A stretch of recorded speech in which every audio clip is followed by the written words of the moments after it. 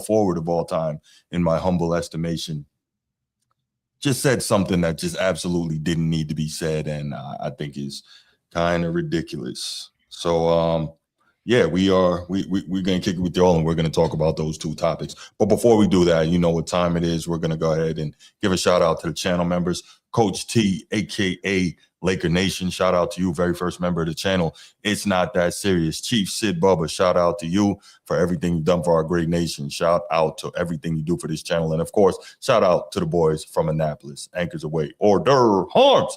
Baltimore Brews was good, was good. Steve, king of the chat, was good. Nino and Sneed got what you need. Number one contributor. Micah, D Ross 881, and of course Red Wolf 31. Appreciate you guys being members and appreciate you being here. So if you're watching live, make sure you hit the like and subscribe. You all know what time it is. And if you're watching on the replay, make sure you do that too and share the channel with people that you know that talk sports in your life. All right. No quick hits tonight. None of that. This is an atypical show. We're going to get right to it. So here's the deal, right? And Sneed, this is interesting because we talked last night. We talked a little bit of psychology on that Rich Paul topic, right? Which was interesting. So it is funny because, believe it or not, like when it comes to the way modern sports discourse is, I think about the psychological aspect of it all the time. The unwillingness of people to move off stances that are proven to be factually incorrect. You know, the what do you call this? The recency bias and all these different things that you can look at when people talk about sports, right? The inability to observe and accept fact, you know, as being fact, and thus forcing you sometimes to change your stance.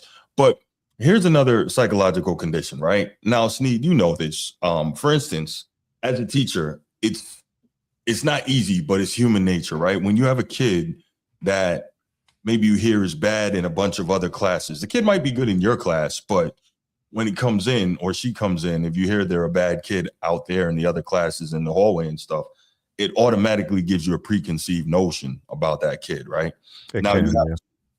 You have to make that concerted effort to say, yes, I'm going to judge this individual individually based on what they show me and what I see in my classroom, right? And I think that that's a generally held thing in humanity, right? You get an opinion or a feeling on somebody, and it's very, very difficult to move them off of that, right? And sometimes we even won't allow ourselves to access and apply the new information given because we don't want to move off of the previously held opinion, right? Unfortunately, that's human nature in a lot of cases, but you have to be aware of that and you have to make the concerted effort not to be that way, right? To change it. Yeah. So I say that to say people often get a bias, a preconceived notion, an opinion on something, and they will not move. And I bring this up because the OKC Thunder and SGA have been one of the big talking points of this postseason, and SGA in particular, being that he's probably going to be back-to-back MVP pretty soon here, has been one of the big talking points of this entire season with the amount of points he's scoring, but not just the amount of points he's scoring, but the way he's scoring them. And what do I mean? We've talked about this before, Sneed, the rep of SGA as a quote-unquote free throw merchant, even though we've put the information out there that of all the 90-something, almost 100 30-point per game seasons in the NBA and NBA's history, SGA ranks in the high 70s on that list in terms of free throw attempts per game, right? And percentage of points from the free throw line, et cetera. So really, when you look at it, if you're objective, if you're honest, the free throw merchant thing does not hold water. It is what it is, but people will continue to push that narrative because it's been put out there. It's been put out there by the mainstream media. We hear Doris Burke talking about it. We hear JJ Redick talking about it in the post game. We hear a lot of other analysts, Stephen A. Smith and all these other people talking about it. And it's really crazy, right? So real quick, I want to read something that I looked up. I actually looked this up. And the question I posed was, how difficult is it for human beings to change the way they see a person when they have preconceived notions about them, right? And it says it's genuinely hard for most people to change how they see someone once they've formed a strong first impression or stereotype. But it's absolutely possible, as we discussed, with time, effort, and new experiences. When our brains lean on shortcuts, stereotypes, labels, and first impressions help us make quick judgments and save mental energy. Once we've decided he's arrogant or she's unreliable, we start looking for evidence that confirms that story and ignoring what doesn't fit, a pattern called confirmation bias. Yeah. Studies on stereotypes show that people remember confirming information about a group or person more accurately than information that contradicts their beliefs, which keeps the old view in place. So that's what we were talking about when I gave the example of like a kid who might have a bad rep, and then you have to really make the effort to look at them individually. So anyway, I think what we've got in many cases, especially when we're dealing with SGA, is the quote unquote confirmation bias based on the stereotypes people have created in their minds. So before I even get to, breaking down this, false narrative, Sneed, when you watch SGA play, because I know you watch a ton of film and you break stuff down, do you really get the feeling like he's really working the refs any more than any other great scorer historically? Or like, what do you see when you watch him play in terms of his offensive game and getting to the free throw line? So 2 ways to do this. We can look at statistical analysis, or just observationally speaking. You asked me observationally, so I'm going to tell you what I see. I see an elite driver of the basketball.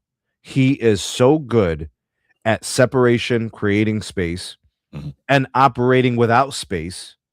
So that means with some contact.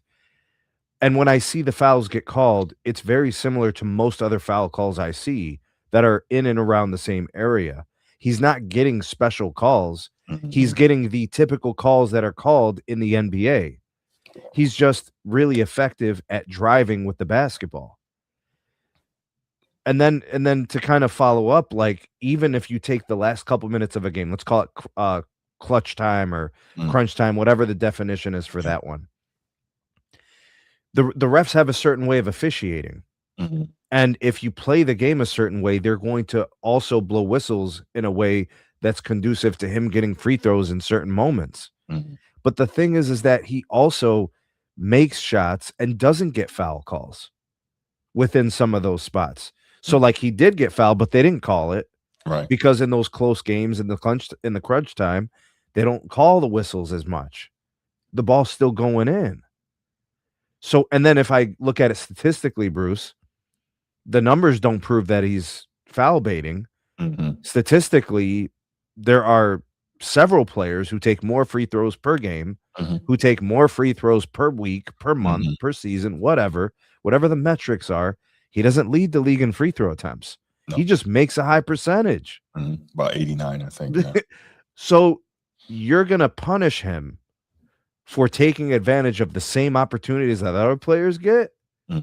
How does that make any sense? Yeah. You're not really properly evaluating him. I think the bigger issue, Bruce, is the fact that you have a team that is winning and at times looks unbeatable. And there is a player who has been really effective. Yes. And he looks unbeatable. And I think it's just turning into one of those situations. I remember when they treated Michael Jordan like this. Right. I remember when they treated Kobe like this. I'm up. You can't stop him. You just got to hope to contain him. I know that saying. This is what happens when guys hit the apex. He's there. Yeah. He's there. So here's a question. When LeBron was up among the league leaders in free throw attempts, why wasn't anyone complaining about him getting all those free throws? I don't recollect hearing stuff like this. Bruce, he had a game in 2009 against the Orlando Magic with like 23 free throw attempts. There you go.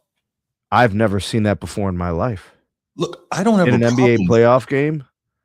So I have no problem with it, Sneed. You know, and I know when you attack the basket, you're going to generally get more free throw attempts. Yeah, but 23 was crazy is what I'm saying. We know Young Bron was one of the best downhill players ever, right? Yeah, but I'm just talking 23. Right. That's a lot. Like if LeBron got 15, I would say he could legitimately do that just based on volume attacks to the rim. 23? That makes you think the refs were working for that. It could be. So yeah, I think it's interesting. Clearly there is a conception that he, being SGA, is a free throw baiter. There's a conception that OKC is a dirty team when they're just physical, right? It would make more sense, Bruce, if he wasn't an effective scorer otherwise. Right. And that was the other thing, right? You know, you got this narrative that or he wouldn't be scoring if he didn't get all these free throws. He would still average more than 23 a game without the free throws, right? Mm-hmm. And he doesn't look that strong, but clearly he is. He's a great finisher around the rim. He gets a lot of and ones. He's a full-size guard. I don't really see he's not deficient in terms of any, toughness, resilience, build. Like he's to me, he's a prototypical guard. That's how you want them in the NBA, right? Yeah. So, following game 2 of the game against the Lakers in the last series, OKC versus the Lakers, that was the one where everybody was complaining about the free throw disparity, etc. By the way, I believe it was game 3 when the Lakers outshot the Thunder from the stripe 25-10 and still got blown out. I didn't hear anyone complaining there. What's going on? I thought the Thunder only won because they get the friendly whistle. What's that about? Anyway, following game 2, Rob Parker and the Odd Couple, they actually did a segment on this. So I have a clip here from Rob Parker I want to play, and that kind of proves my point about when you get it in your mind that someone is something, that it's very hard to move them off of that. So I'm going to play that. We'll come back, briefly discuss it, and then we'll go to just another opportunity to debunk that fake narrative. SGA, all he does is get calls. He's doing the same thing to everybody else, and no call it when he's doing it, and when people do it to him, they call it. It is unwatchable. Normally, I don't want to hear the coach, J.J. Redick, belly aching about officials, but we've seen this act long enough, and it's awful to watch. It's a bad brand of basketball. So Rob Parker talks about, he always says it, right? I listen to his content a lot. Big fan. Obviously, he's a journalist, very established, award-winning, one of the first top 25 black columnists in the history of the newspaper business. He's got a whole bunch of, bona fides to his name. And also, if you go back and look on this channel, he was my very first guest on my first YouTube video. So I'll always have love for Rob Parker for that, because he didn't have to do that, and he showed me love, a nobody. And he got on my show and talked to me for about 30 minutes. So now with that, you hear Rob Parker, a guy who always talks about how he's covered the NBA since 1987, which is true, and he always talks about that. But then you hear him say something as asinine as, all he does is get calls. Like, are you watching SGA play? See, this is where I'm like, different things come into play here, right? Obviously, again, like we talked about, you've got the confirmation bias. And then secondly, clearly you're not watching somebody play, or you're not watching carefully if you would make a statement like that. Because like we just said, this is a guy who's averaging more than 23 points per game if you took away every free throw. Like, that's still crazy. This is the guy, if you watch him, they try to trap him, he breaks traps easily. He's deadly in the mid-range. He can step out and shoot the three at a high clip. He's a killer from the stripe. Like, he really doesn't have much weakness in his offensive toolkit, right? So what is it now? They have to try to find something to nitpick at this guy because they don't like it. So I thought it was super disingenuous for him to talk the way he talked about SGA there. And then the whole business of, oh, it's an awful watch. Is it really an awful watch? I enjoy watching OKC play. I think they're fantastic. I love watching this team play. See, 2 years ago, they were great and everybody loved them. Then they won a chip. Now they hate their guts. Yeah. We know how this goes, bro. Yeah. We know it's the evolution. You start out the underdog and everybody loves you. You're a hero. You beat whoever. And then now you're the target. Now you're the enemy of the state. Yeah, it's crazy. It's crazy. So, come on, Goon. Come on, man. You know better than that. SGA, first of all, SGA is way better than Harden because he actually defends. That's one. Two, he doesn't travel on every freaking jumper that he takes. That's two. And then three, he's just better. He's a better finisher at the rim. He's an elite scorer, and it's not via volume. It's not via taking 1,000 shots. The year Harden averaged 36 a game, I think he made like 373 pointers or something crazy like that. And he shot like 1,200 of them. So like, yeah, Harden could score, and he was on a heater for a good stretch, like 5 years in a row. But that was I call a lot of that volume scoring, but it is what it is. I agree with him. He'll never be as good of a foul baiter. Okay, yeah, okay, that's correct. All right, fair enough. That shit is crazy. This guy. All right, Goon, I got you, Goon. All right. So anyway, I was this morning, woke up listening to my podcast and stuff that downloaded overnight, what have you, or maybe it was yesterday, and I came across, of course, I was listening to a guy, as you all know, another journalist who has covered the NBA for many years and is highly respected in terms of being an NBA beat writer. And I really like him as a beat writer, a TV personality, radio, etc., podcaster now, and an author. I really like him, and that's Rick Bucher. But what I really love about him is that he doesn't sell out, right? He doesn't, drink the Kool-Aid. He's not, he's not taking the clutch check under the table, like some of these people out here pushing the narrative to get paid. I really respect what he does. So anyway, I've got a short segment from him in his most recent On the Ball with Rick Bucher podcast, talking about the narrative of SGA and the foul baiting. So I'm going to play that. I think it's like a minute, and then I'm going to come back and get Sneed's opinion on it because I think it was pretty good. But let's check it out. Anyone still complaining about Shai Gilgeous-Alexander, pull up the tape of Donovan Mitchell against the Detroit Pistons in Game 4. Exact same moves to create marginal contact, exact same parade to the free throw line. Mitchell shot a total of 15 free throws, 13 in the second half. The 15 is 3 more than the entire Pistons team shot. You know who's had more double-digit free throw games than Shai in the postseason? Paolo Banchero and Cade Cunningham. 6 players scored a higher percentage of their points from the free throw line during the regular season than SGA. Led by Denny Avdia, followed by James Harden, Devin Booker, and Paolo Banchero, DeMar DeRozan, and Keontae George. When it comes to the art of drawing fouls, I'd make the case that Austin Reeves and Luka Doncic are just as, if not more so, intentional about creating contact and getting to the line. You can't tell me that if the Thunder weren't steamrolling everyone, that if SGA were in Phoenix or Portland or with the other team in LA, no one would care. Because in reality, no one should. So it's interesting. And I'll let you go in a second here, Sneed. The biggest thing for me, y'all know I am a psycho about what? Consistency. So if you notice, when we get on this SGA topic and the quote unquote free throw baiting, I always keep getting back to the same thing. Why does no one complain about the other guys who are free throw baiting? I don't understand it, right? Or, quote unquote free throw merchants, free throw baiting, right? Why is it okay when anyone else shoots a ton of free throws? Why is it all right, but when it's SGA, you have a problem? Sneed, the floor is yours. If SGA was losing, nobody would call him a foul baiter, but he's winning, so they call him a foul baiter. And then what Rick Bucher does is he takes people who they don't call foul baiters, and he finds the data to prove that they are actually foul baiting and targeting free throw attempts, and they don't get the outcomes that SGA does. Isn't that incredible? The guy's working for the free throw attempts excessively, and nobody calls them foul baiters. There's problem number 1. And problem number 2, he then proves statistically that they are actually foul baiting, but then nobody is willing to then reform and reformulate their conclusions.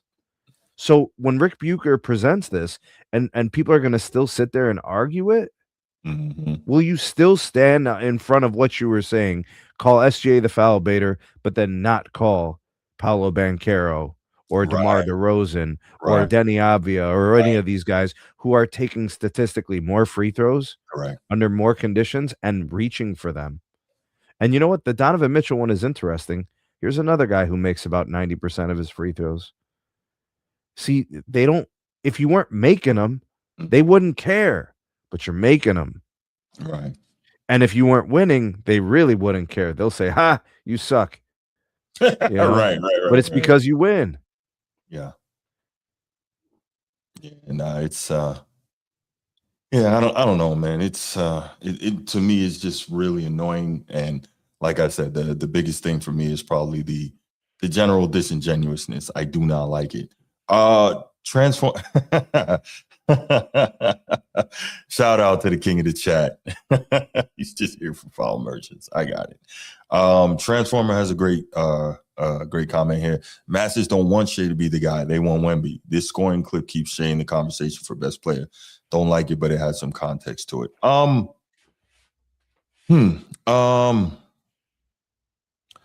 The the masses don't want Shea to be the guy.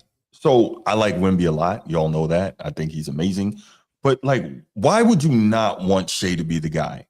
Like, he's not ignorant. He causes no problems. Yeah, I get it. He's Canadian. But like, that's close enough to America, right?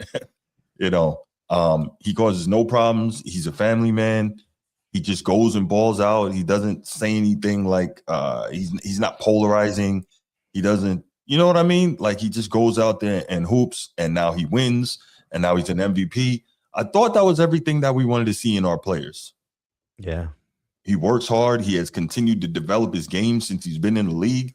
Nobody Bruce, thought he was you mean to tell me you've never seen someone say they wanted something and then they got it, and then all of a sudden they don't care about it no more? Well, yeah, not men though. No, but I'm talking about, like, I get it. If you think about those qualities, right? Yeah. They say they want something. Sure. Oh, this is the way to do this. You need this, and then you do it, and it's like, oh, that's I don't want enough. Yeah, I don't want that. You know, like, it's so they start moving the goalpost. Oh, for sure. So, and all he can do is keep winning. I think at the end of the day, SGA's got the best approach to it. He's going to keep winning. I don't really see him going too far off he's very even keel, right? He doesn't really snap back. He doesn't say anything in the media. He could go to the media and say, you know, he could talk like Draymond, talk sideways, shit on fans, shit on the legends of the game. He could do that. But you know why he doesn't do it? Because he's not an idiot. Right. You know, and he truly is appreciative of his moment and his game and what it's giving to him and his family. You know, dude, I don't think anybody knew this was coming. No, not at all. No. You know, I mean, I knew he was a nice player. Even when he was with the Clippers, I'm like, you know, he's a nice young player. Who saw this? Yeah. Besides OKC. Right. That's why the Clippers had no issue with, like, okay, we'll send him out in that Paul George trade. No problem. Because I bet you if they could look back now, damn, we should have kept this kid. Right. They did a lot of stuff, bro. The Clippers. They rebuilt a lot of franchises other than their own. Yeah. Kawhi was like, no. You want me? I want Paul George. Let's go. All right. So, so I think that, you know, we just heard two very interesting and I guess opposite viewpoints on the SGA foul merchant argument. We heard Rob Parker clearly just speaking to the preconceived notions, and we heard Rick Bucher actually giving the facts on it. So so let's take a couple calls on this, and then we will get to the next topic, and we'll get you out of here. The most important characteristic and quality of Rick Bucher, he brings balance to the universe. Yes. Right? Everybody starts leaning this way. Yeah. And they start running with the narrative, and then here he comes with gravity. He's like, hold on. Yeah. Hold up. Stop the presses. Yeah, for sure. Here's this. And you're like, well, damn. There is that. And of course, he's articulate. Yeah. And he's speaks very well, like in terms of people understanding what he's saying. And like when I say articulate, there's detail. There's nuance, there's context. Yeah. He's very deliberate in what he says. I respect Rick Bucher for his command of the English language in common ways where anybody can understand it. Yeah. And it still is intelligent. Yeah, no doubt. All right, let's take this call. What's up, Chief? What's up? I don't trust Rick Bucher no farther than I can scroll. Yeah, because he's not. Well, you already know why. He always has certain takes that he likes to do for certain people, and other ones he don't like. Wow. And then some of it, he don't have the truth all the time. He'll go, I hear and I say. But to stick to the SGA topic, I'm understanding why Rob probably see it the way he see it. Could SGA do what he did in the 80s and 90s, Bruce, and get away with it? He wouldn't get as many calls, but it's funny. I was talking to my other homeboy about this a week or two ago, and I said SGA reminds me of Rip Hamilton with a better handle and a little more range. Right. So to say that he could play in the 90s and early 2000s and still have success, not MVP level success, but be a really good two guard in the league, absolutely. Right. So, but then the defenders are different. See, a lot of these guys do not know how to defend. You know, if you got like Michael or Scotty or GP or Kawhi. Mm-hmm. You put some of those guys on them, of course, it'll make it interesting. But I do like SGA because he gets them with the rhythm changes. He does the hesitations, the body controls, the angles. Yes. Those guys do not know how to defend that. Somebody like Scotty, give SGA, he'll give them that work. Well, absolutely. But you're talking about one of the greatest perimeter defenders who's ever played, though. So that's kind of like, yeah. But I'm just saying those type of guys. But a lot of it is they gotta study his footwork. They gotta be patient. Mm-hmm. They gotta do all those type of things to do counting. So is he really nah? SGA has not done anything we hadn't seen before. So therefore, I can't say he's a foul ball. Mm-hmm. But yeah, I just dislike the person reporting because I know he has angles, and I just be patient and say his angles. Mm-hmm.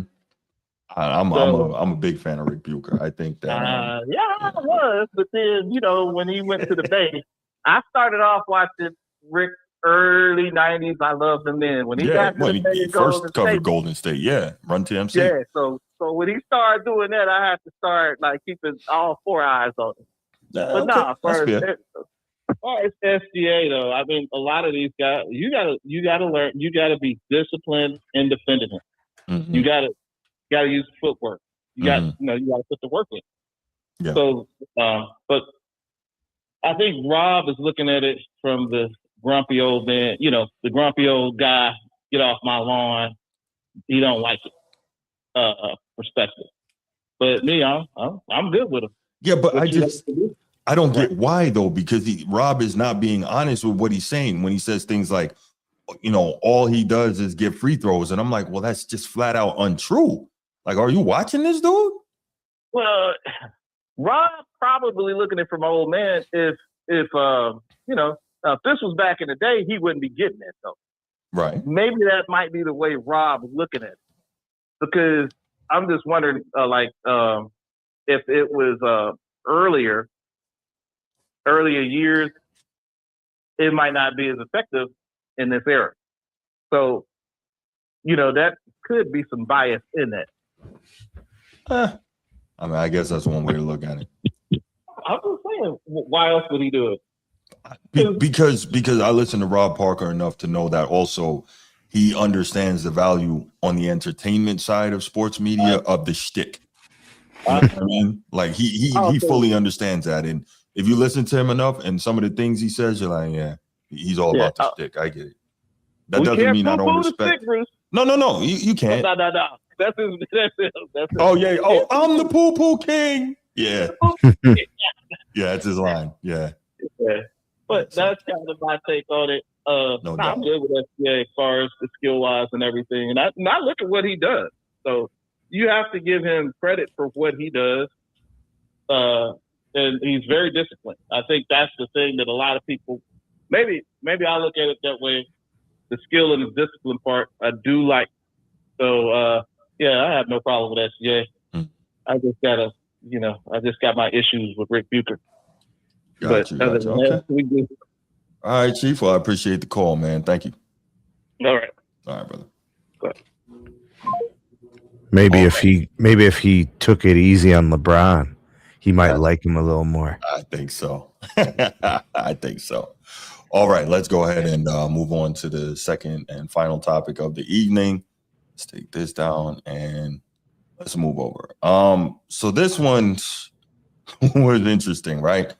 I think I don't know if we've talked about this on the show before. You and I have talked about you and me and Transformer. It's amazing how these media guys, some former players, some mainstream media personalities, etc., they truly understand the value of hot takes. They understand the value of clickbait. They understand the value of jumping into the deep end right away, maybe so they can say they were the first to say it, or also just so they can get that attention brought to their take, their platform, etc. But my guy, Paul Pierce, one of the greatest Celtics of all time, one of the greatest small forwards of all time, nicknamed The Truth. he just had an interesting statement, and he didn't tell the truth. So it was very untruthful. Yeah, sure. It was just disturbing to me. I couldn't believe he said what he said. So let's go ahead and play it, and then we'll come back and talk about it. This is I don't know. All right, let's go. This is the best basketball player I've ever seen play. He is the most complete player we've ever seen play the game. Like, we could talk about Broad, George. He is the most complete player in the history of the game. Like, the way he influences the defense, and he's just, then when he turns it on the offense and he's just making all kind of shots, the type of shots that he's making at this size, even the ones he missed where he got fouled and they threw the lob and he almost made it. Like, I'm looking like to contort his body the way he does it at that size. The putback and one, he reaches his hand with the touch, like all this little stuff. I'm looking at the little things that he's doing as a guy that size, and it's like unbelievable. So if you don't know, the he that Paul Pierce is talking about is Victor Wembanyama, the other guy in the thumbnail. So Paul Pierce is now saying that Victor Wembanyama is the best and most complete. He's the best basketball player he's ever seen. He being Paul Pierce is saying Victor Wembanyama is the best player he's ever seen. And he's saying he is the most complete basketball player we have ever seen. I just finished saying in the previous segment that I am a Wemby fan. I like Wemby a lot.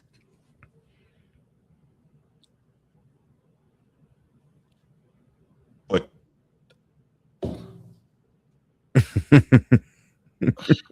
I haven't seen you like this before. This is a new look. I don't know this one. Because the statement is so utterly absurd, you know? Like, I remember before Wemby came into the league, they were talking about he's got a chance to be the GOAT, this, that. They said that that's problem number one. Yeah, agreed. That's problem number one. The guy hasn't played in the league. Yeah. The guy hasn't competed against the best players. Right. And they're already saying he's going to be the GOAT. I heard Chris Broussard say that if Victor Wembanyama has Hakeem Olajuwon's career, it would be a disappointment. This is before Wemby entered the league. And again, love Wemby. Great for the game. Really cares about winning. You can see he works at it. He plays hard on both ends. He is an absolute game changer. Oh, disclaimer. Oh, that's true. For everybody out there listening, ain't nobody mad at Wemby. No. This has nothing to do with Wemby. Me and Bruce are big fans of Wemby. Yes. We're just not going to do this. No. Why do you have to say these things? They were telling me last year, 2 years ago, even this year, Joker is going to be the greatest center of all time, or he is, or is approaching it. How? Like, can we just let the career happen? No. And then assess and evaluate when it's all said and done. Apparently, because here's the thing, Bruce, when people evaluate greatness, they start listing off things, right? Yeah. Wemby, is this his third season? Who establishes any greatness to put them in the upper echelon all time with anybody in 3 years? Even if he won 3 championships to open his career, we cannot definitively say he's the greatest of all time. We can't even project that. It's not fair. It's impossible. Yeah. It's objectively false to do these things. And it puts just unnecessary requirements on the kid. Yeah, for sure. You know what I mean? It is crazy. Yeah. I mean, when you say he's the most complete player we've ever seen, that's Michael Jordan, Larry Bird, Hakeem the Dream. If you want to go back further, Wilt, Kareem. And he's not more complete than them yet. No, and he is not. Exactly. He has upside. There's more potential. He's untapped. Nobody is denying that. But you know what, man? These guys just don't give a damn. They don't care. There's no accountability to be wrong. No. You don't lose if you're wrong. They think you lose if you're not right first. You know what I'm saying? Instead of being right, you just have to say it first. Yeah. You know, it's that whole like speak it into the universe, speak it into existence, fake it till you make it, whatever. Yeah. These guys are terrible. And you got to remember the thing about Paul Pierce, man. This guy's seeking a career after his playing career. Then he's not take it seriously. Like don't show up, you know, drinking and smoking with some strippers behind you and all that. Like, wow. Take it seriously. Well, if he wanted to do that, I think he would have had a different trajectory from the beginning. Right. You know, but the thing about Paul Pierce and these statements, he wasn't even eloquent. He didn't even really get technical about his skill. No, he didn't. It was very generic, very broad statements like, oh, those are some shots, you know, and right. That defense, he's just influencing on defense. Yeah. What? Yeah. Why don't you talk about specifics about his defense? You're a player, you know the game. Talk about the recovery blocks. Talk about the help side defense. Talk about the closing of the distance between him and whoever he's challenging. You know, like talk about his steals, his playing passing lanes. As a big, switch to pick and roll, step out, guard the perimeter, and still get back. He didn't want to do that because we know the truth. You would say, you know, he's good at this, but he can get better at this, because then you would have to actually evaluate and analyze. Right. You know, I'm not comfortable shitting on Wemby.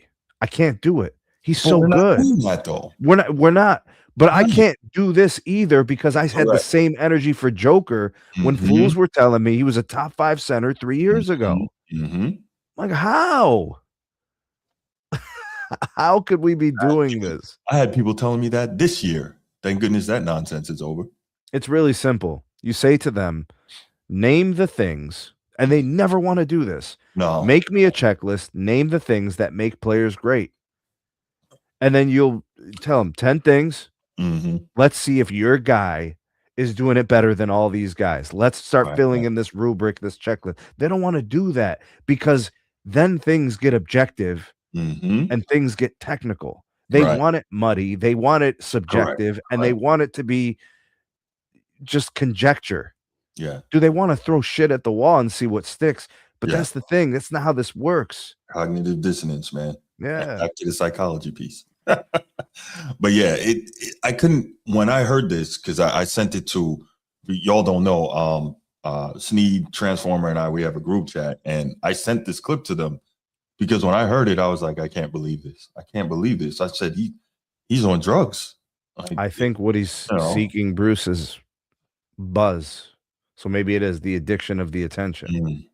Okay. You know, that high is not that different, you know, than substance highs. You know, like it's the same, like dopamine hormone things that are going on inside people's minds and bodies. You know, the same rushes, the same feelings of euphoria, that confirmation. You know what I mean? It's the same things. Yeah, it's bad. It's bad. You know, this stuff, like you said, there's no need. The focus is on being first, not being right.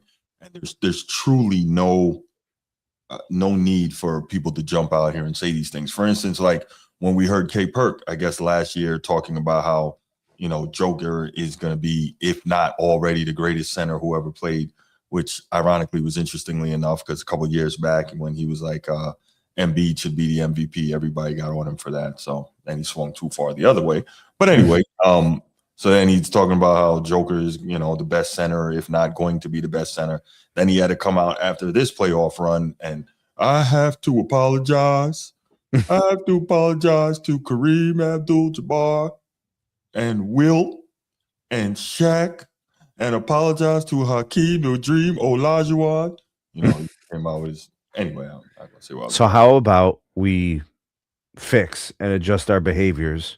That's it. So that we avoid these things in the first place and stop disrespecting the all-time greats. Not that hard. Who have already completed their illustrious careers, and everything's there. And let's just wait for these guys to show and prove who they are. Thank you, Transformer. What's so hard about saying great things about a player in reference to his peers and the now? That's exactly what I'm saying. Placing them in all-time talks against guys who finished their careers. Thank you, Transformer. See, that's exactly. But you know, guess what though? If we did that, Sneed and I wouldn't be sitting here like talking about this, right? This wouldn't be getting the clicks, right? That's what it's all about. Content over everything, right? COE. So I get it, man. I get it. If Wemby is on pace where Giannis is now, we talk about David Robinson 2.0 with a 3-point shot. David Robinson was a monster. I don't think people remember how good David Robinson was. And let me say this. I know the topic isn't about him. David Robinson would eat Jokic alive. It would be criminal. They'd take him away in cuffs for what he would do to Jokic. But that's a different thing. Very skilled, big. Super skilled, but also super athletic, super strong. A coach's dream. Yes. Actually, like a guy that's going to run the floor, a guy with a post game, tough as nails, strong, rebounds, and defensive, offensive, complete offensive game. Defensively was a force, won defensive player of the year, right? And MVP. Facts. Multi-time champion, consummate teammate, leader, the whole shebang. Come on, bro. What was he missing? Hard worker. Right. Yeah, absolutely. Probably got the most out of his career. I think he squeezed everything out of it. Yeah, for sure. Yeah. I know we don't have arguments in the chat for what I think we do. I know we don't. All right. So anyway, let's go ahead and yes, Chief Sid Bubba, that's about right. That's about right. Yeah, I'm good with that. Yeah, I like that. Okay, let's go ahead and we'll take a few calls on this, and then we will call it a night. 904-219-8264, 904-219-8264. What's your take on Paul Pierce jumping in the deep end for absolutely no reason, saying that Victor Wembanyama is the most complete player we've ever seen and is the best player he's ever seen? I just don't get it. What's up, Sean? Man, what's up, guys? How you guys been doing? Salute, Sean. What's up, brother? I'm gonna be brief, but they do this to everybody, including us, when it comes to like trying to say such player is doing better than the past players. Hey, even SGA. Now, I do not hate SGA, but ever since that season, I think people saying that his season is better than any Kobe Bryant season. I knew that was coming. I'm like, what? I knew Sean was going to go there. Hey, and don't get it twisted though. I like SGA. I think he's amazing outside his flopping. Sorry, I'm outside. You know, but we at times I think that we like to express players that we like and put them in a situation that's far greater than what they are right now, so we could make today's basketball be better than back then. And usually that stuff doesn't work.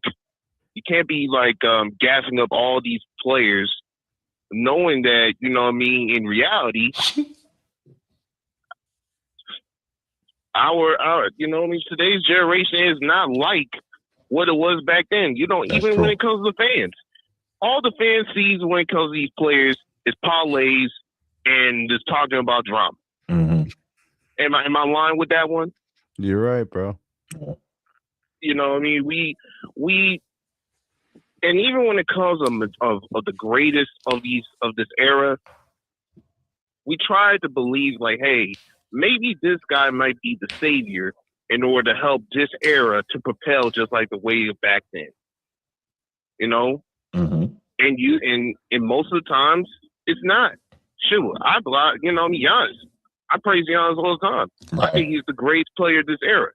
But in my opinion, even he did not save nothing, because why?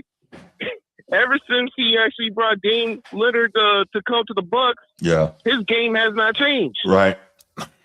You know what I mean? At times, like, I think it was like that year when he would actually shoot more mid-range. But after that year, he continued shooting that three. You know what I mean? He went down to continuously driving all the way to the paint more times than just trying to have like a balance. And nothing has worked. You know what I mean? Jokic, ever since he won a championship. Yeah, he got the triple doubles. Yeah, he got a lot of statistical achievements right after. But, you know, he hasn't went to the NERF finals. You know, like, and obviously, you know, I mean, we're in the parity era. I mean, I understand that, but still, you know what I mean? If you're going to propel a player of that caliber, regardless of where you think it is, I don't care if it's like you comparing a player to D Wade. Right. You gotta prove that every single time. You gotta show for that every single time.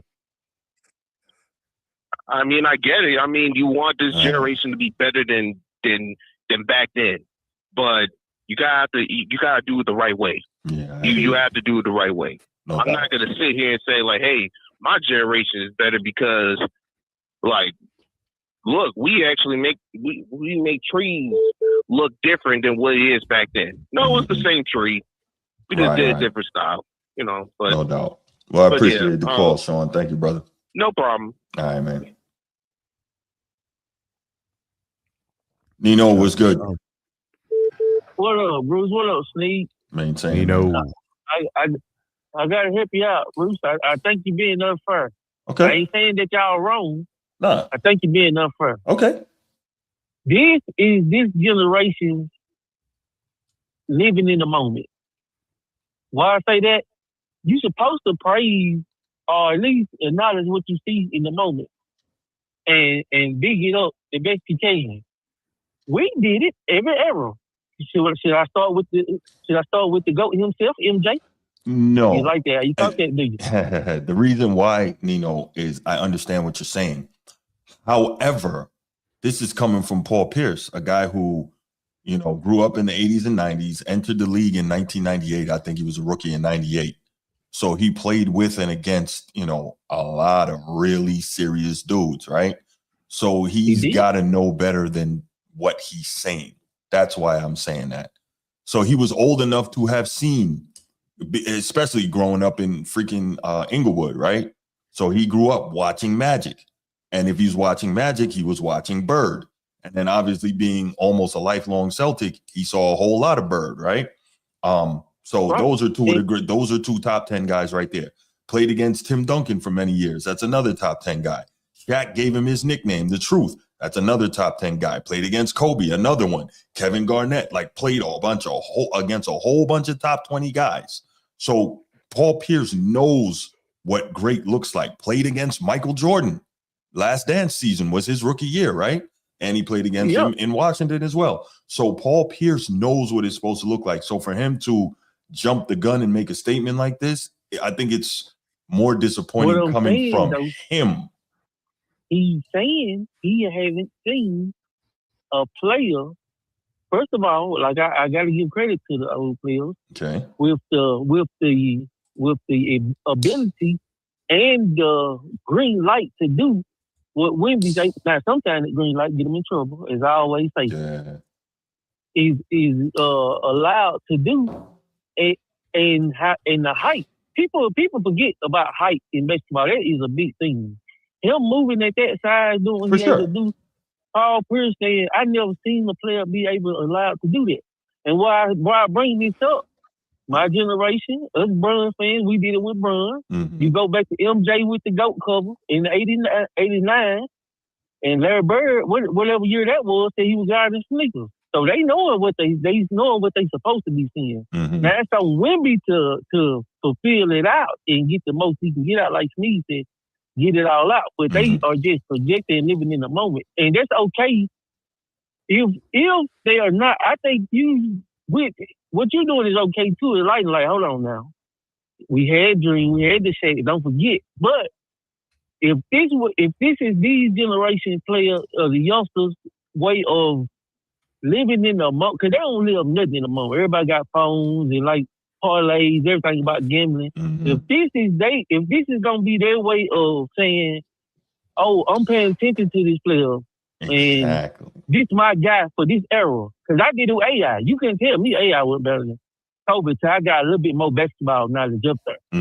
So if that's what these guys doing, now Paul Pierce being older, I get what you're saying, but if that's, I don't think it got to be a comparison. Now we're gonna compare, then you gonna get technical, then you all the way right. But maybe that, what I'm saying, maybe that is everybody's way now of living in the moment and just digging up, giving props to what they see, because we don't need to do that no more on ESPN. I thought that was their job. They don't do that.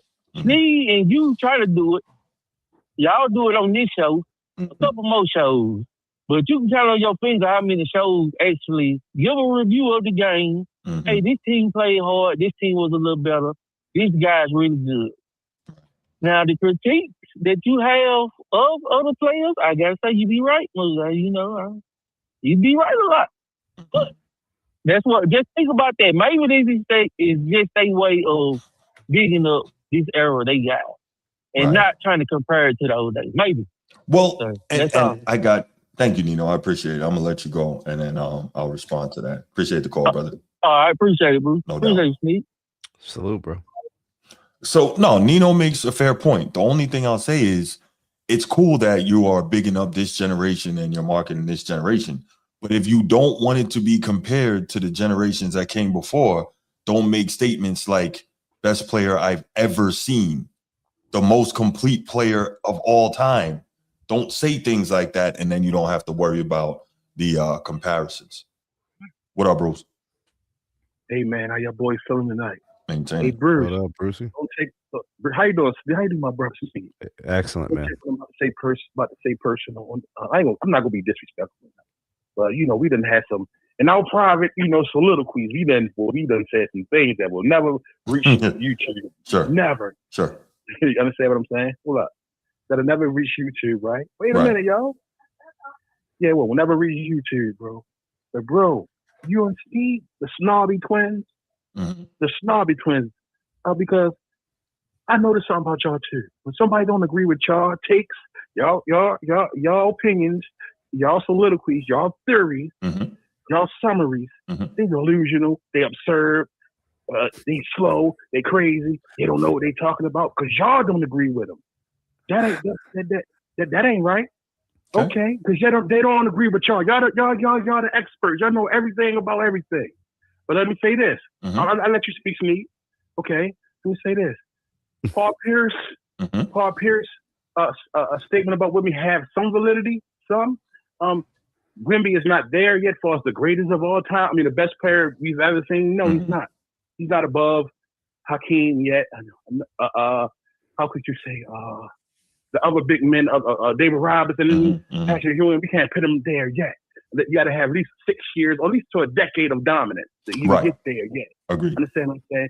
But I understand what Paul Pierce said. He's trending toward. He should have said it like this.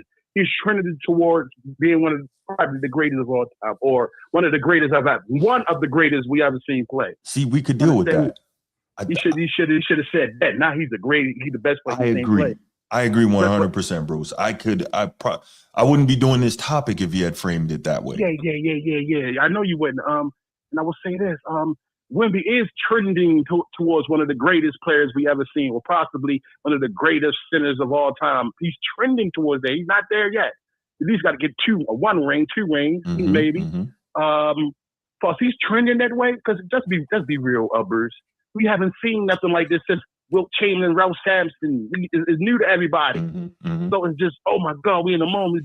And he's trending towards greatness, of course. He's most definitely trending towards greatness. So, and listen, we was stamping Michael Jordan the GOAT before he even won a ring. They was calling him Jesus in sandals before. They were wrong. They were wrong. They shouldn't have did that. Yeah, Larry Bird and Magic. Say we got some heat coming.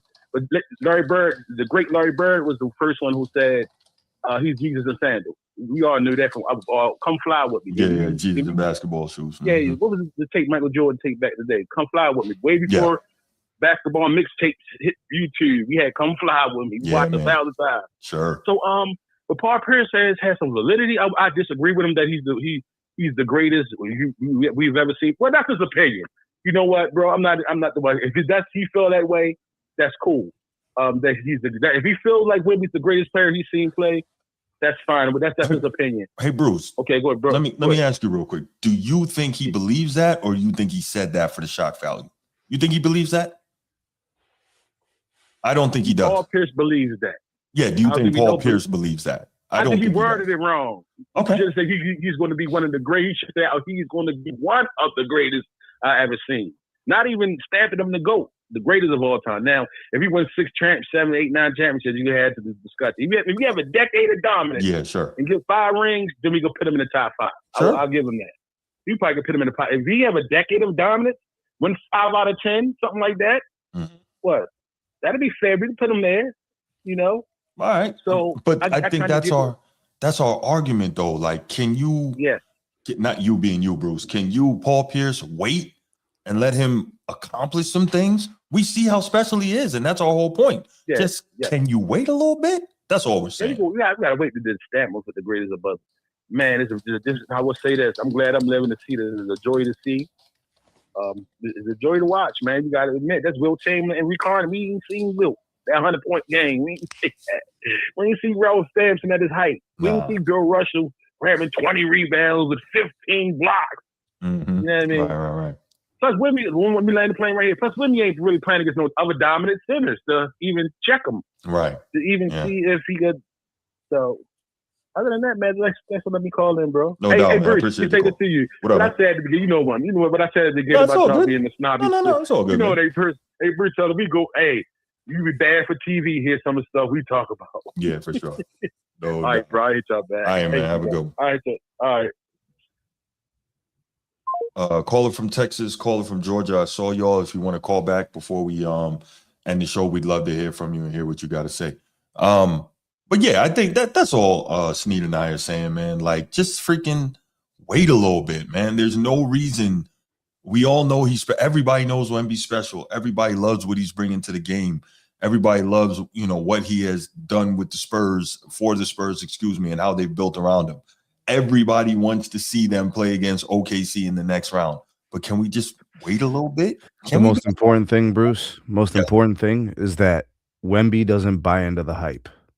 That Wemby doesn't start sipping the sauce. Like, let Wemby be exactly who he is, because it seems to be authentic. He seems to be genuinely a competitor. Mm-hmm. I think, you know what it does, Bruce? It allows them to feel like they achieved something when they do it the right way, when they did it with class and elegance and hard work and, all the great characteristics and qualities of the legends. Yeah. He seems to possess that demeanor and that mentality, so I'm just glad that he won't entertain this. He won't feed into this.